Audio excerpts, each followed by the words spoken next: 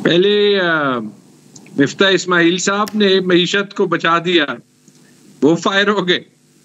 उसके बाद इसाक डार ने बचा दिया, वो फायर हो गए।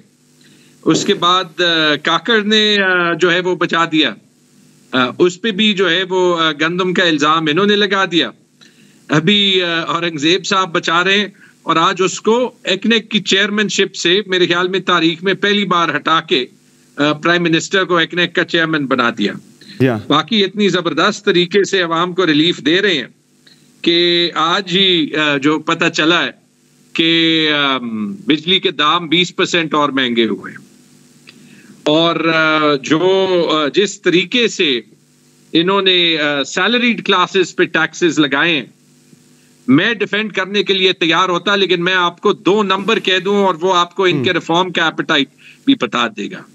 जो इन्होंने आम आदमी पे, जो प्राइवेट सेक्टर में काम करता है, जिसकी कोई जॉब सिक्योरिटी नहीं होती, जो आपके लेबर फोर्स का 95% है, समर उसमें आप और मैं भी शामिल हैं, उस पे तो जो एडिशनल टैक्स लगा दिया और प्रोफेशनल्स पे 45% तक टैक्स ले गए, तो उसका इम्पैक्ट है 75 अरब रुपए।